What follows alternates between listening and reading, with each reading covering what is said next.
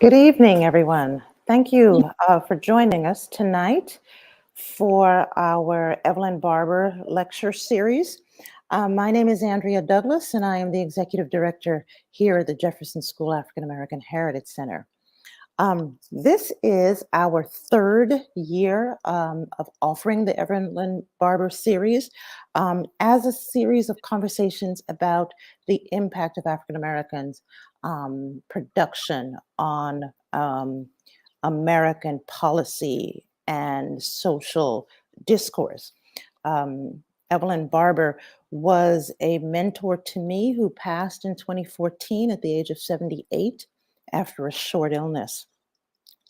She attended the Jefferson School and was among the first graduating class at Jackson P. Burley High School. She was alumnus of Virginia Union University and the University of Virginia School of Education. She taught in various school systems and retired after more than 30 years of service. Miss Evelyn, as most of us who knew her fondly called her, was a teacher from start to finish. I know that the Heritage Center would not be the institution that it is today if it were not for her intervention in all of our lives.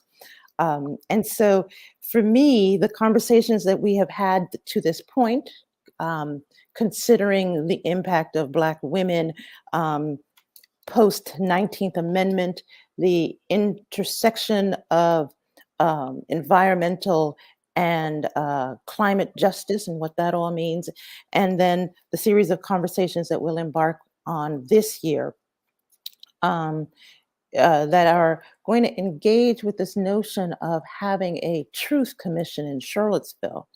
And for those of you who are wondering, where did that idea come from? I want to say that the Truth Commission, an ad hoc committee of that, has been meeting really since 2019. It came about as a consequence of one of the stops that we made on the civil rights tour that some of us in the community took post 2017. And the civil rights tour was something that we felt important to do, so that we could locate Charlottesville within the long history of American racial violence. And that tour took us from Charlottesville to Montgomery, Alabama, where we then uh, deposited the soil um, removed from the site where John Henry James was lynched in 1898 in Albemarle County. One of the stops on that trip was a stop to in Greensboro, where we met um, Joyce and Nelson Johnson of the beloved community in Greensboro. Greensboro being the site of America's first Truth Commission, a commission that was brought together to address a murder that had occurred in November of 1979, where five communist workers were murdered and 10 people injured by the members of the Ku Klux Klan in full view of the news media, who at the time were documenting the march. So after that meeting, we felt coming back that we wanted to bring the Johnsons to Charlottesville and consider the possibilities. So a group has been meeting since that time. And last year, at the end of last year, the Heritage Center um, offered the Evelyn Barbour series as a way of continuing that conversation. These conversations are funded by the Virginia Humanities, so we'd like to thank them very much for giving us all the opportunity. Tonight's conversation, it's the first one in the series, and I'm really excited to be having it with our with Dr. Frank Willard, because I think that having his thoughts and his ideologies begin to frame our larger series is the most appropriate place to begin.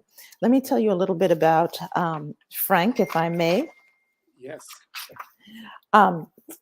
Frank Wilderson, I'm sorry I said Willard, but it really is Wilderson, is Chancellor's Professor of African American Studies Department at UC Irvine. During the apartheid era, he spent 5.5 years in South Africa, where he was one of 2 Americans to hold elected office in the African National Congress, and was a cadre in the underground. His books include Incognegro, a memoir of exile and apartheid, winner of the American Book Award, the Zora Neale Hurston Richard Wright Legacy Award, and a National Endowment for the Arts Literature Fellowship. Red, White, and Black Cinema and the Structure of U.S. Antagonisms, and Afropessimism, his most recent book, which was long listed for the National Book Award. Wilderson was educated at Dartmouth College, where he received an AB in Government and Philosophy, an MFA. He holds an MFA for Columbia University in Fiction Writing, and a PhD in Rhetoric and Film Studies from UC Berkeley. So, Dr. Wilderson, sorry for misnaming you, because as I said, I've spent this afternoon getting to know you a little bit better, and I'm really excited to have a conversation with you. I think your experiences will bode well for us as we begin to think about the kind of journey that we're about to undertake here in Charlottesville. So thank you for joining us this evening. Thank you. It's a pleasure to be here, and I congratulate you and I applaud you for all the wonderful work that you've done in the past. What is it, since 2017? You said? Yes, that's quite remarkable. Yeah, and I appreciate that. But I think that as we start to think about Charlottesville and the place that Charlottesville holds in American history, and the way that we have an opportunity to be thought leaders.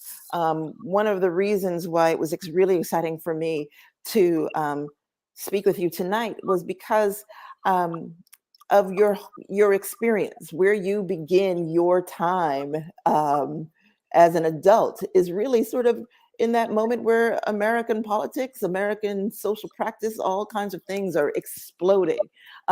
You describe it even as a global revolution is occurring as you are coming of age. And so I wanted to start there because you are described as an indispensable thinker. So Others have said other things. I believe it, but I'm sure mostly flattering things are said about you.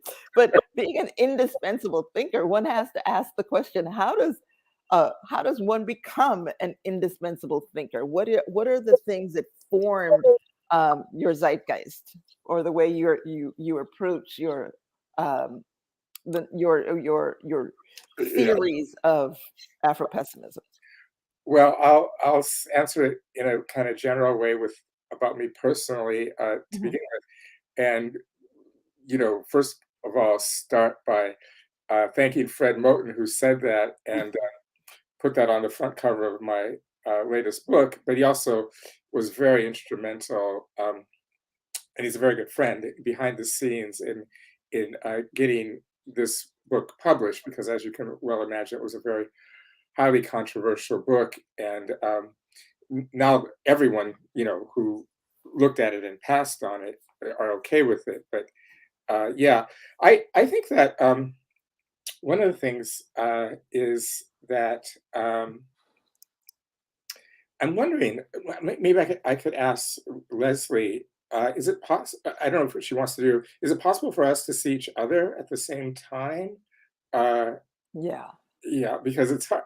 It's kind of weird. I'm just talking to myself. Exactly. I don't want to upset the protocol. And I also could get a high sign from you, Andrea, when I'm starting to meander. Okay. But let me just say very succinctly that I was 12 years old in 1968, and I lived in an all-white neighborhood in Minneapolis, Minnesota, where my parents and me are from Louisiana, but I didn't grow up there. It was the first few years, 62 to about 66, something like that. I never spoke to my mother, and my dad had a life because she had dropped out of school with her master's to help raise the three kids and later a fourth. But he drove about 4 miles away every day to the university. So I actually saw, her isolation, and I saw the toll that that takes. People think that, like the Jeffersons moving on up, uh, and moving into a white neighborhood can be its own kind of hell. So I think that what happened was that in '68, as you and other scholars and activists know, the world actually did look like it was going to change. I mean, the Paris students and workers almost brought down de Gaulle's government. The Tet Offensive lasted from January 1968 in Vietnam all the way to about March of 1968, and drove the largest, most powerful army in the world back with its back to Saigon. King was murdered. Bobby Kennedy was murdered. The Panthers rose up. There was agitation in the streets. And so one of the things that was interesting to me was the way in which the people that I was coming in contact with through my parents, and I want to be very careful and say not my parents, because my parents were more emotionally involved in civil rights and did a lot of good work there. And I was becoming more emotionally involved in Black power. Yeah, and so, but they were bringing a lot of people to the house because they had a big living room that could hold about 40 people. And these people were working on Johnson's Great Society program. So they were Black power activists, Native American activists. The American Indian movement, AIM, started that year, just 20 blocks from our house. And one of the things I kind of intuited, I didn't understand this intellectually until I was about 14, about 2 years later. One of the things I began to intuit was that all these people were concerned with changing America, but some of them were concerned with tinkering with and reforming America so it worked better. And others were concerned with the fact that ethically it had no right to exist. And they were concerned with the bigger questions of that and turning it over, overcoming it, and what America was doing in the world.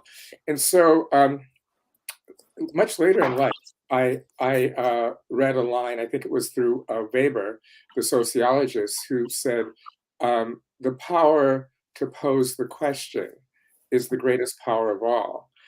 And I realized that the people that I cottoned to emotionally, intellectually, and intuitively were people who were trying to pose questions that could not be asked under the rubric of the society that we had, as opposed to people who are doing also very good work, like I document about my parents in this book, who are trying to actually make America live up to what it said it was about. So really and I never gave up on that. I never gave up on my life being about posing the question as opposed to answering it or tinkering with it. Maybe I will say one thing. Much later in life, when I actually, exactly 20 years later in life, when I became like 32, 33, I lived in South Africa, as you said, for 5.5 years. So I was part of the ANC. And one of the things that really disturbed me, the internecine conflict between radicals inside the ANC, actually came about. One of the hot points of contention was the talk about the Truth and Reconciliation Commission that Desmond Tutu ultimately ended up leading. And to simplify without making it too simplistic, because it's a very detailed and complicated set of years from about 93 to 96 when this conflict is happening. But I would say that on one hand, you've got people who are more or less aligned with the zeitgeist of Winnie Mandela and Chris Hani over here.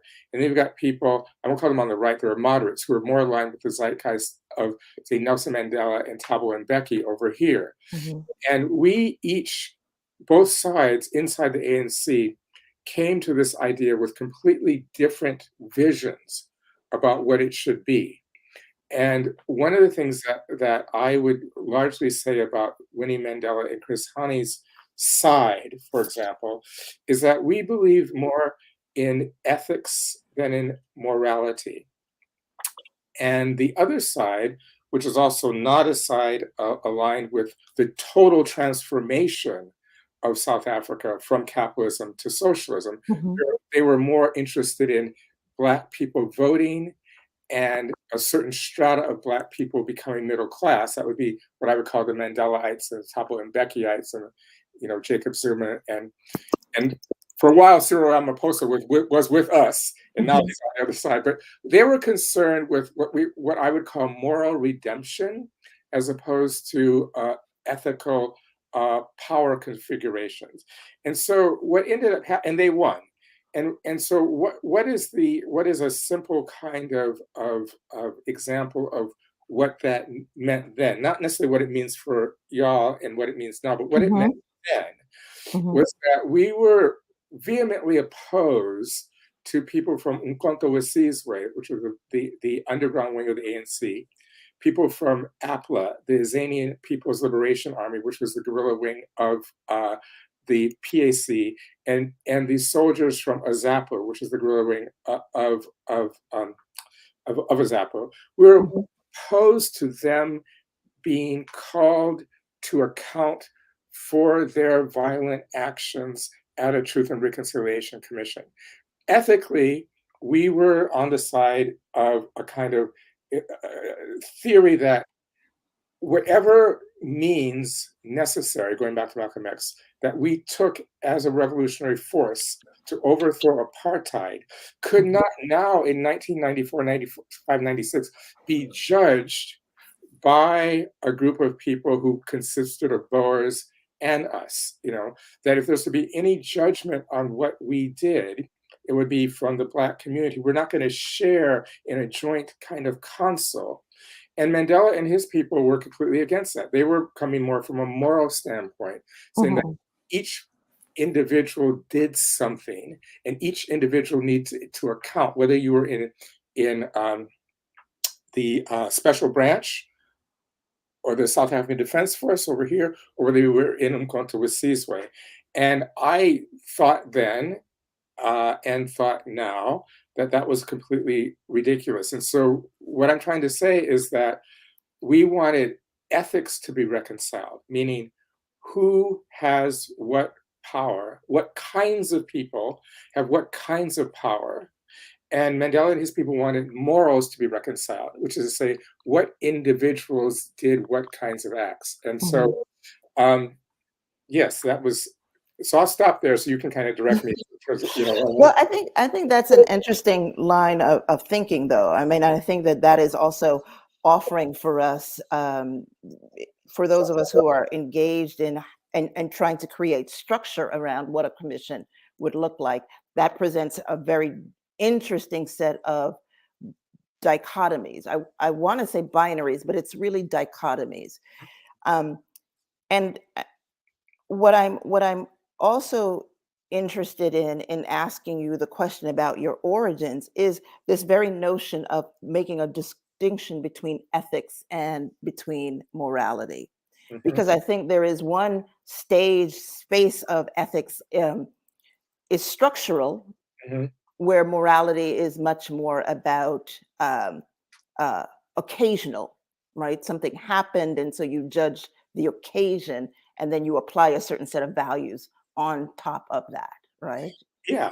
Did you want to say more, or do you want me to say something? Well, I think what I want to ask about is, how do you, in your mind, because there's a trap here, there's a way of thinking, because you go down one line and there's an occasion that occurs that you're like, okay, I need to address this. Yeah. But in reality, you want to say, okay, we're trying to look at this as an overall system. Yeah. Right. And so for you, developing in your formative years in a very reactionary time, right, to come to the place where you're now being a little bit more analytical, I think, as you've described it, how did you not fall into that trap of wanting to say, okay, so this transgression occurred, so now we have to address it. We have to create a series of structures around that transgression. That seems to me to be also a kind of evolution of thought that occurs in that, call it now, 20-year period that you've described. Yes, and I thank you for that, because I won't say that I was a consistent hardliner, down the road, and I don't want to give the impression that I don't have any morals. Right. No. Certainly not.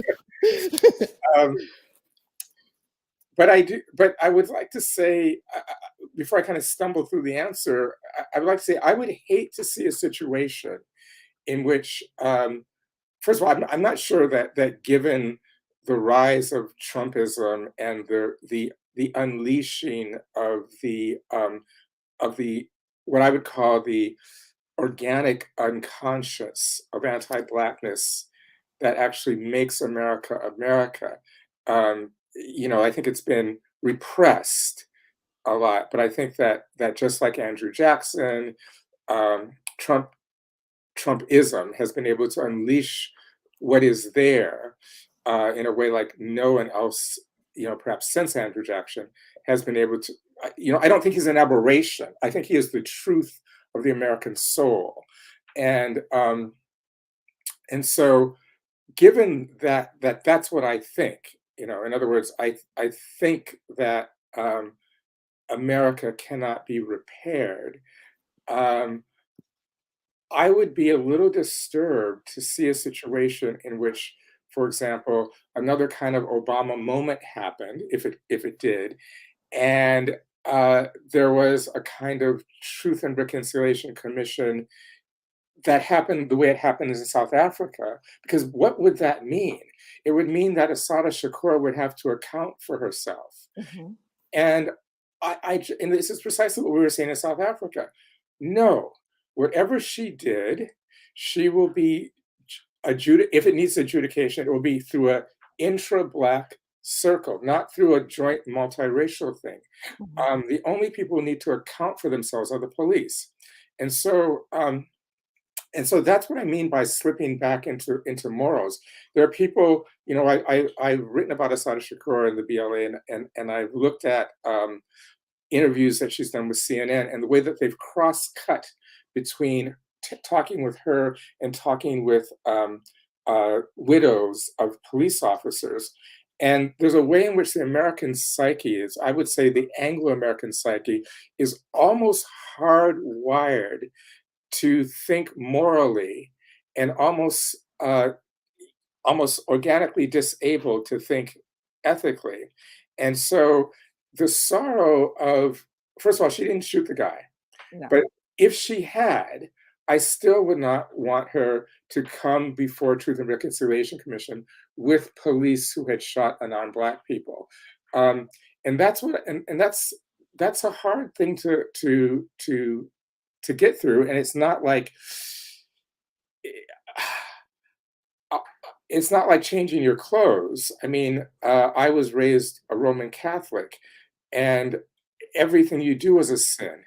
You know, I mean, so there's nothing, you know, it's like guilt follows you from, you know, the moment that you're born. You can't just Mhm. get rid of that emotionally. But I think intellectually, when you're dealing with groups of people, you have to think a little bit differently. Help me come back to what you were asking, so I don't Sure. far away. So I think we're on the examples that you're offering make sense. But what I'm trying to tease out is I think what you are positing is that in creating a space where one understands social progression, Mhm. that there are two opportunities, that one leads you down a particular path, right? Yes. And in that analysis, it's a structural analysis. And Yes. another one leads you down another path. And in that analysis, that you're looking for events to to which you can analyze, Yes. right? And so I'm hoping that we can understand from your point of view this notion of the structure. How Mhm. are you um, how are you moving towards a consideration of the structure and away from that other position that wants you to look at it almost evidentiary? Here is something happened. Here's the evidence of that happening, and now we can create a response to that, as Uh, opposed to here is a structure that needs to be addressed and integrated, because I think those are two positions that are in alignment, but in reality are not, in yeah. the way that you in the approach that one takes um, to them. So Yes. so as you begin to sort of formulate your sense of theory, um, chart me through how we get to that place that you're describing in this in your most recent book as Afropessimism. Let's see if we can chart a line through to that way of thinking, so that we can then engage with that ideology as well. Okay. Well, one of the things, and I didn't come, I should say, you know, even though I get asked these questions a lot, I did not come to this on my own. Mhm. There were in the 1990s a lot of people, Dr. Kiana Ross, a young Black scholar who teaches at Northwestern. She was an undergraduate at UC Berkeley. Dr. Sora Hahn, who was also an undergraduate at Berkeley. Jared Sexton, who is a professor of African American Studies at UCI with me. And we were all together with other people in Berkeley. And one of the things that we saw was that political movements have no either appetite for or way of seeing the totality of Black suffering. In other words, Black people suffer in a way that, it's like a train going from Los Angeles to New York City. Everyone's on the train from Los Angeles and they get off at Cincinnati, but Black suffering continues to New York. And it's that aspect of anti-Blackness that does not apply to Latinx people, that does not apply to Asian people, that does not apply to the non-Black working class and LGBT community, that is so comprehensive, it is beyond the capacity for language to describe. And it starts with what we call the notion of social death, borrowing from Orlando Patterson. And this gets back to my argument about Trump. I fundamentally do not believe there is a way for global civil society to think through its unconscious self, not its conscious self, through its unconscious self, to think of Black people as having the right or the capacity to be in a community of humans. And this is why in our highly theoretical work, we actually interrogate the word human as a word that gains meaning like other words through its contradistinction, through what it is not. Mhm. And that in the collective unconscious, Black suffering, and again, not the first to say this, Saidiya Hartman and David Marriott. Saidiya Hartman in her book on slavery, Scenes of Subjection, and David Marriott in his psychoanalytic analysis of lynching, the first chapter on Black men. What they're basically saying is the conscious mind of a non-Black person can say, oh, I see that person has been injured, they've been lynched, they've been shot. But the unconscious mind cannot juxtapose Blackness and injury unless that unconscious mind thinks about someone who is not Black going through the same situation. And so what we are arguing in Afropessimism is that in the collective unconscious, ever since the Arabs began this vamping on Africa in 625 AD, and then handing it over to the Portuguese in the 1400s, Black people have had the place of a sentient being without social and human capacity in the collective unconscious. And the technology of what that means, whether we're in chains or horsebits or whatever, or in prisons or lockdown, the technology can change based upon our force and our resistance against that. That's why what you're doing is so important. However, we would be deluding ourselves to think that the actual psychic apparatus can change in the world to inculcate Black people as brothers and sisters. Right. So basically then, if I'm understanding what you're saying, is that within the sort of larger discourse and for our own very specific space as an American space, right? The idea of Blackness having an origin story, the idea of a prehistory prior to coming to America, having an origin story for Black people doesn't exist here in the way that it might for a Native person who, came to America or was in America and then was, engaged with whiteness and therefore given a level of agency because of that transaction. Is that? Yes, and I mean this.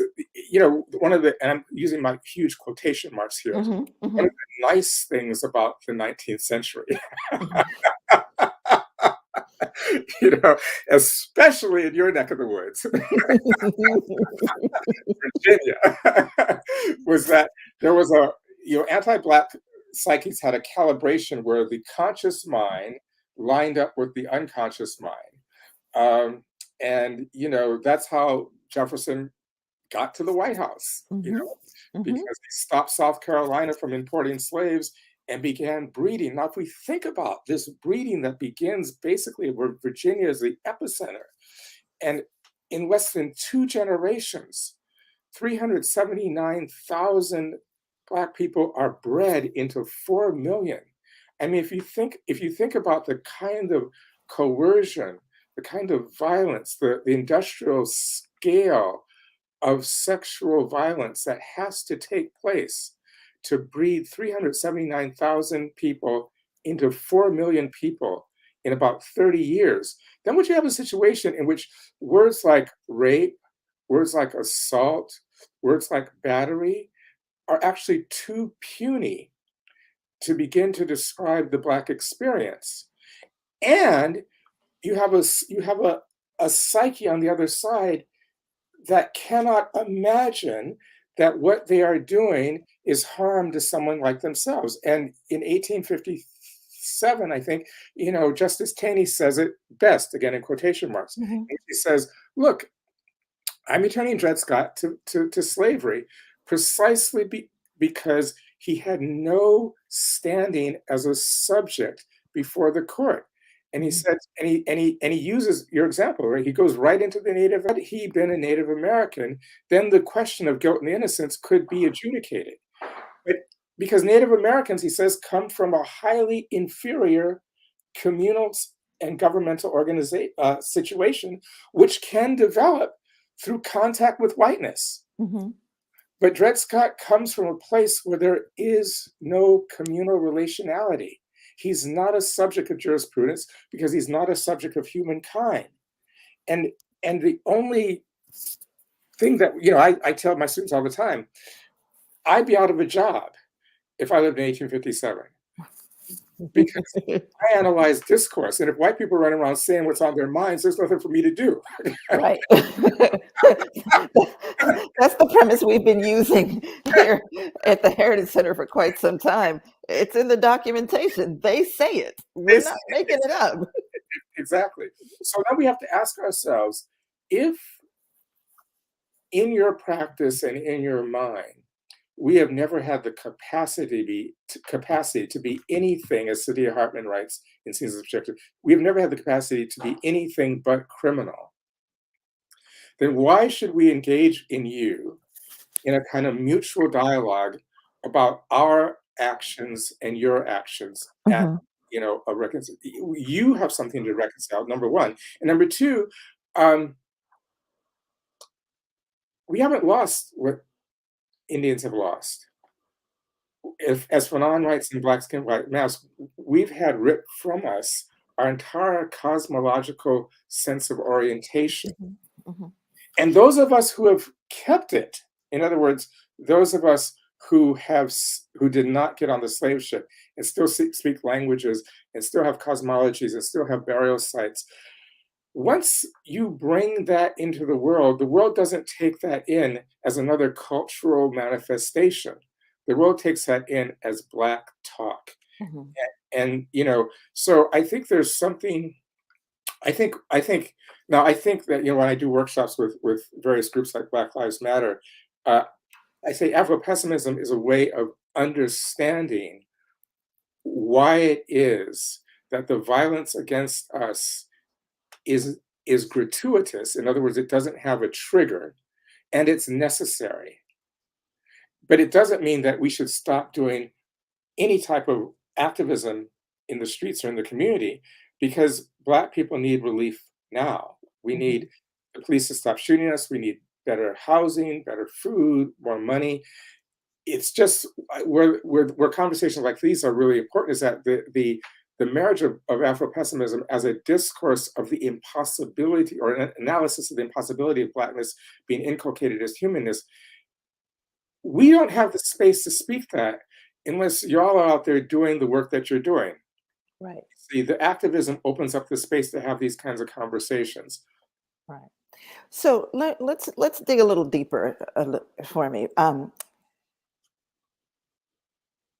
this is going to be a ridiculous question. No. But it's a career question. This is what you've been doing. Tell me what Afropessimism is.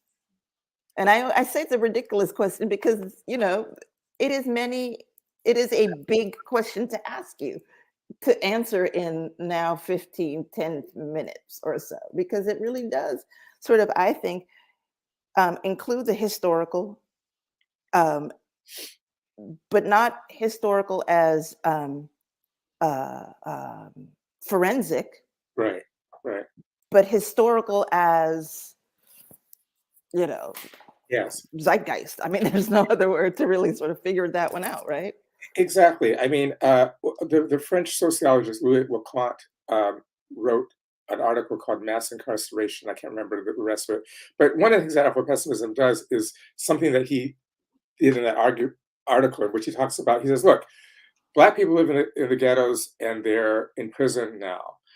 And that, at the level of forensics, as you say, looks different than being in chains in Virginia, or coffles going from Virginia to the newly emancipated, you know, southern states where they drove out the Indians. But the homologies exist in terms of surveillance, captivity, and general dishonor. And so one of the things that Afropessimism actually didn't, if you would have said to us in 1999, the activist scholars that I mentioned, and there are others, you know, one day there'll be Black people in South Africa and in Venezuela, in Virginia, in Vienna, reading Afropessimism and thinking Blackness through an analytic framework, we would have said, you're crazy. We had one goal in mind, if we had a goal. That was, we're taking highly theoretical courses, those are who are the graduate students, on Marxism and psychoanalysis. And everything that's done in the world in terms of activism draws from the basic texts of either Marxism or psychoanalysis, even if people haven't read that, you know. And what we were seeing was that those two basic structures of looking at suffering cannot adequately think through Black suffering. So that was the one thing that we're seeing theoretically. The other thing that we're seeing in activism was how much, especially in a place like California, which is the only good thing about living in California, but not so much. You can't see it so clearly in say New York or the East Coast, where Black people are ready for the get down. But what you could see in Northern California was how quickly voices in multiracial coalitions of Black people who were trying to say something is different happening in West Oakland than is happening in the barrio, how quickly they were squashed, and how quickly the activists who were running these multiracial coalitions were saying, stop playing oppression Olympics. And we were saying, why don't these movements that we're involved in open up space to talk about the different ways of suffering? Why are Black people always shut down and told to find common ground, which is exactly what happened to me when I was an activist at Dartmouth also. So the long and the short of it is that as theoreticians, we saw that in the 3 volumes of Das Kapital, Marx is doing a thing that we would call description of structural suffering. Saying, what does it mean to be a worker? What it means to be a worker is that you are the host of a parasite who, through exploitation and alienation, robs you of value from 1 p.m. to 5 p.m. That all you need to do is work from 8 to 1, and you will produce globally enough value for there to be really wonderful communal living. But you come back after lunch and you work some more, and that turns into surplus, and it goes to someone else. And so we're like, yes, that's the life of most Black people. Yes. And then the other thing, you know, with respect to the woman in psychoanalysis, the woman was under Oedipus is being positioned as a being within the family who is inscribed with a double lack. And the man is positioned as a being in the family who is capacity per excellence. Well, yeah, that seems to be about with us also. But Mhm. beyond that, what we also saw was that in both the structure of capitalism and both the structure of patriarchy under Oedipus, which a lot of non-Black feminism gained either its energy or its theoretical framework from, Mhm. we're seeing is that the ways in which these subaltern subjects were being positioned as less than in these systems depended first on hegemony. And in other words, the system was structured so that they must give their consent to their own oppression. Like Right. when you say, I've got a good job. And Marx is trying to tell you with 3 volumes, if it's good, it can't be a job. Mhm. I mean, the only people who have a good job are capitalists. So, Right. so Hartman, Patterson, Hortense Spillers, David Marriott, they were all in their own ways saying something that we took and used as a weapon against Marxism and psychoanalysis, because what they're saying is that Black people are not oppressed in the first instance through hegemony. No one cares about Black consent. No one can even, I did a study of secret FBI, declassified FBI and Maryland intelligence police documents against the Black Liberation Army. And one of the most interesting things is the absence of police intelligence communities writing about the Black demand. Mhm. The Black demand would be a discourse that comes from Black people about what we want, like the Native demand, land, culture. And what I'm trying to say is that the anxiety, the phobic anxiety about Blackness rages so much larger in all these documents, in all these circles, for Black people than it does for others who are oppressed. But there's no sentence about what is being produced intellectually from Black people that threatens our intellectual agenda. In other words, Black bodies, and Fanon says it also, are the threat, not Black ideas. Yeah. Go back to Taney, because Black people don't exist as people. And so we then understood what the function of lynching, what the function of shooting Amadou Diallo, the murder of Sandra Bland. What is that function? That function is psychic therapy for the rest of the world. That function is that, yes, that could happen to me if I'm a Mexican, but that somewhere in the equation, there has to be a contingent. Like, Mhm. you look like someone's going to cross the border illegally, or you look like a woman who doesn't confide to Oedipus, or you look like an Indian who's going to take their land back. No, you look like a Black. That's why we're killing you, so that everyone else can get a sense of wholeness from understanding that when that happens to me, at least there's a sort of breach in my hegemonic there's a perceived breach in my consent Mhm. to the hegemony of the world. And what Hartman makes clear in her case on her study on slave women who've been raped and try to bring it to court is that the court, like the psyche, cannot think of Black people as possessing consent. Therefore, they can't think of Black people as having been injured. Right.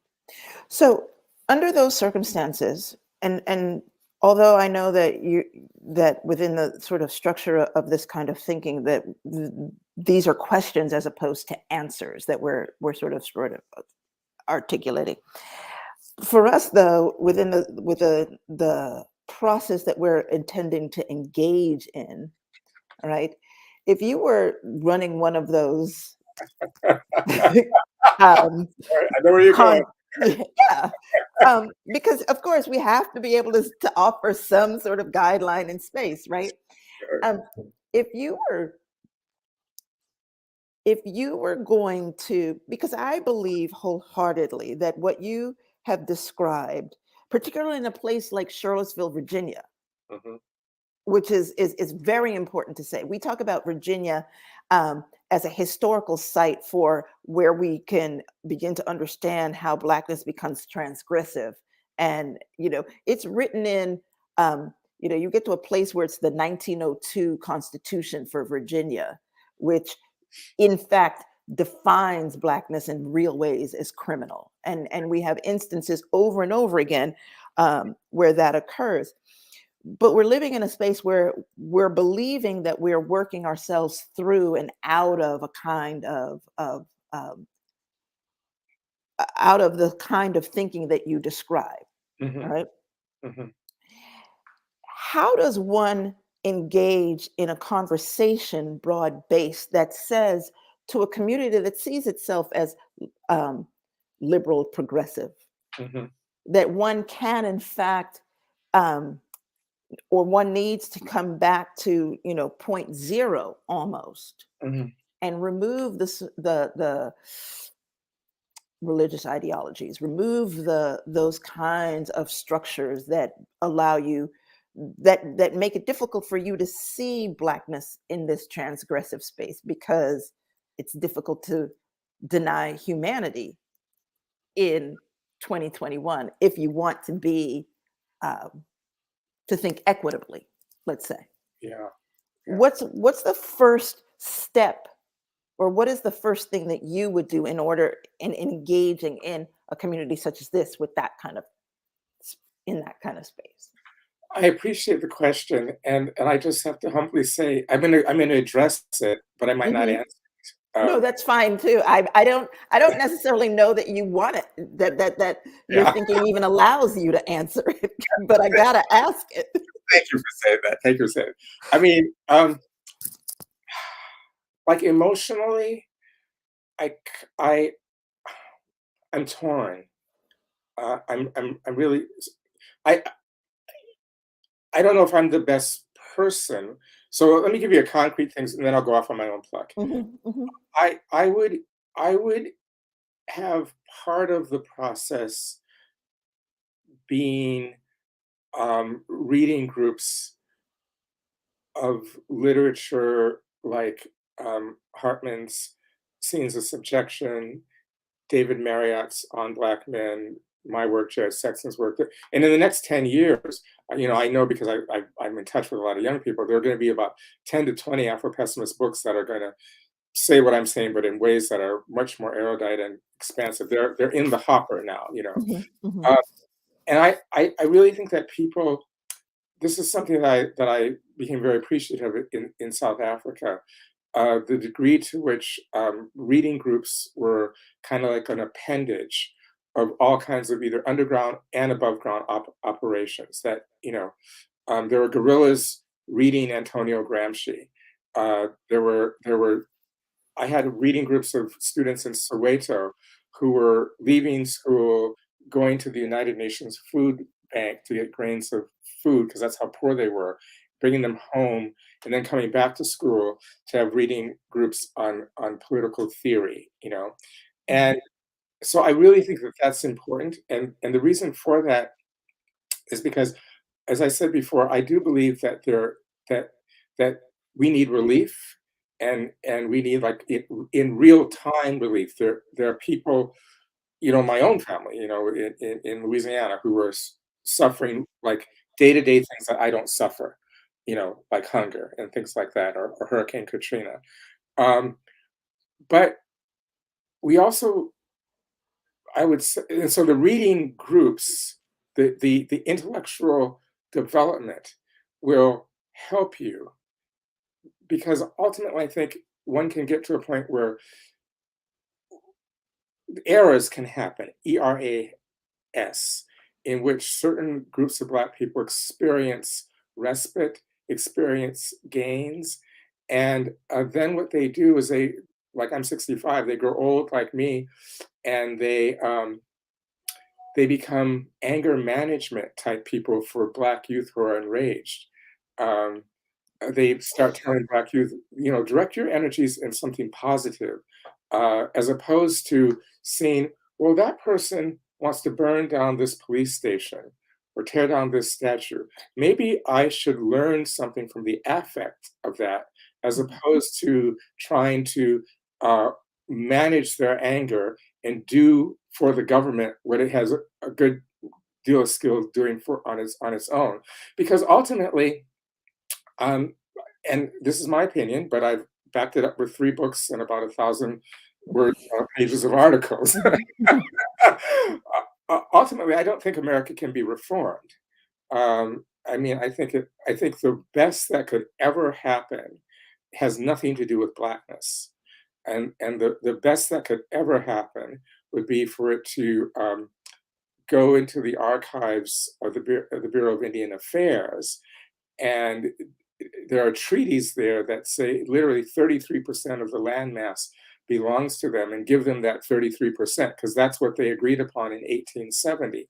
That's the best that could happen. I don't think, but I think that Black injury and Black pain is a well into which you drop a stone and you'll never hear it hit the water. Conceptually, and why that's important is because even as we try to work for something, change, as I mean, I went and spoke to a group of Black Lives Matter and Black activists in Vienna, and they're going through a fascist renewal in Austria, in the way that we're going through a fascist renewal. And they needed things that they were doing to stop the police abuse. On the other hand, if that stops, we don't want to get to a point where we then grow so old that A, we don't understand that it can change overnight at the whims of others, not of ourselves, and B, that we start anger managing Black young people. In your neck of the woods, that whole Eastern Seaboard, as you know, I read this, it was a book written by Ira Berlin. In the last part of the 18th century, there were people who were calling themselves grandmother, grandfather, grandchildren. There were highly skilled slaves. There were people who lived as a communal family all together. And then the needs of non-Black civil society always get worked out on Black bodies. Right. And what they had was a bunch of people from the Revolutionary War who wanted land, who wanted voting. These are white people. And so part of that's one of the reasons why all of a sudden 1 million people, as you know, between the ages of 15 and 25 were ripped from these people who called themselves hyper-exploited workers as opposed to slaves, called themselves families, ripped in coffles and brought to Georgia, Alabama, Louisiana. And you see, that's a cycle that is necessary to America, because the same cycle comes again in the 1980s. We just call it the prison industrial complex. And in fact, it's worse than it was in that period from 1800 to 1830, because now the Black female population rises something like 800% a year. And now we've got 1 million Black men in prison and 5 million under some kind of lockdown. That means we've got 6 million Black people who are in chattel confined in slavery, which is not the case in the 19th century. I mean, every Black family in the 19th century could not say that they had someone who was in chains. Now every Black family in the 21st century can literally, statistically speaking, can say, I've got someone in chains. And if we start to see middle class appropriation and middle class upper mobility as progress, we're going to end up in these cycles that happen in 1800 to 1830, the 12 years of slave effect, and not understand analytically that it's just our moment, it's just our time, that this is what happens, and it will happen continuously. Well, I think that's the perfect way to end our conversation, and also to invite others to join us on January 27th for a even deeper conversation with you, where we can get really down into to more deeply into what Afropessimism is trying to tell us about the structures that we live in, and whether or not even a process like a reconciliation process, as you say, will get us out of the where we sit today. Maybe it may not be the solution for this community, and I'm more than happy for us to come to that conclusion as well. But at the end of it, come out as better informed people, certainly, about how we engage with each other moving forward. I hope you So, don't hear me saying that. no, I don't hear you say that. I'm one of those people that is like you. I am always interested in the question. How do we turn that question? And I am just as much willing to say move forward as to say maybe we haven't solved it yet. So this isn't the answer, right? I believe in that journey that we're about to go on. That is about that sort of intellectual process of thinking about, reorganization of structures that have benefit some and not benefited others. So I think that's what, for me, this year should really look like, for us to really sort of begin to understand. It is not just about, in my mind, the lynching of a man. It's not just about, in my mind, the placement of a statue. It's about what all of those things, when you knock them all together, suggest about how we live together. Exactly. Right. And so, as I said, I believe that you are the right person to start us on this journey. So I greatly appreciate the time that you have taken with us. And again, I'd like to invite everyone to join us again on January 27th, where we will continue the conversation in maybe a smaller group, and really be able to dig more deeply into the process that we're about to embark on. So I didn't offer time for questions because I know we have that second conversation, and hopefully there'll be more questions there. And we'll offer people, as you say, some reading groups and some information to prepare them to have that question. So that conversation, I'm sorry. So Dr. Wilderson, thank you so much. I greatly appreciate meeting you and talking with you. And I look forward to another conversation later on. Likewise. See you next week. I think next week. I think it's today. Yeah. Yeah, next week. Yeah, okay. Thanks. Okay. Take care. Great. Thank you. Bye-bye.